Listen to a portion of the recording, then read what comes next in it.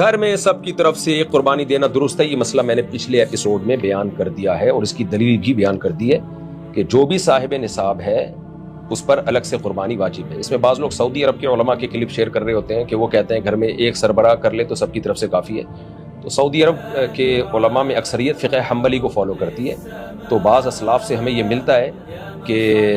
وہ ان کی یہ رائے تھی کہ ایک گھر کے سربراہ کی طرف سے قربانی سب کی طرف سے کافی ہے۔ تو یہ بعض اسلاف کی رائے تھی، تو امام احمد ابن حنبل نے اسی رائے کو فالو کیا، اور سعودی عرب میں فقہ حنبلی رائج ہے تو وہ اسی رائے کو لیتے ہیں۔ لیکن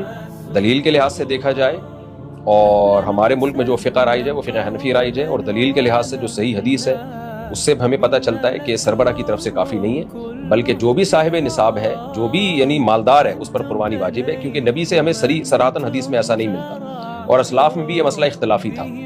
تو جیسے بعض اسلاف اس کے قائل ہیں کہ گھر کے سربراہ کی طرف سے کافی ہے، تو بعض اسلاف اس کے بھی قائل ہیں کہ نہیں جی، جو بھی صاحب استطاعت ہے اس پر قربانی واجب ہے، اور حدیث میں آتا ہے من وجد سعۃ لیضحی فلم یضحی فلا یقربن مصلانا، جس کے پاس بھی گنجائش ہو قربانی کی وہ قربانی نہ کرے، وہ ہماری عیدگاہ میں نہ آئے۔ تو اس میں نبی نے کوئی فرق نہیں کیا سربراہ اور غیر سربراہ کا۔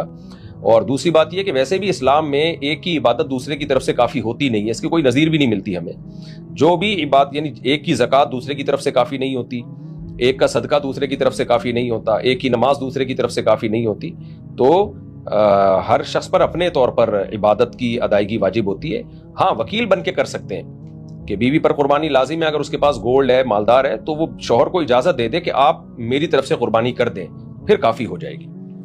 پھر وہ کرے گا تو بیوی کی قربانی ہو جائے گی، لیکن اپنی الگ کرنی پڑے گی اگر مالدار ہے، اور بیوی کی طرف سے الگ کرنی پڑے گی۔ اور ویسے بھی اسلاف کے دور میں عام طور پہ گھر کا جو سربراہ ہے وہی مالدار ہوتا تھا، بیوی بچے تو مالدار ہوتے ہی نہیں تھے، ان کے پاس عام طور پر اتنا کچھ ہوتا نہیں تھا۔ لیکن آج تو عورت کے پاس گولڈ ہوتا ہے، پراپرٹی ہوتی ہے، تو اور پھر خواتین الگ سے جاب کر رہی ہیں، تو اس لیے جو بھی مالدار ہوگا، بیٹا بھی اگر بالغ ہے، اس کی جاب ہے، اس کی اتنی ارننگ ہے اور اتنا پیسہ اس کے پاس بچا ہوا ہے، جس کی میں پچھلے ایپیسوڈ نمبر 1 میں ڈیٹیل بیان کر چکا ہوں، تو اس پر الگ سے قربانی لازم ہوگی۔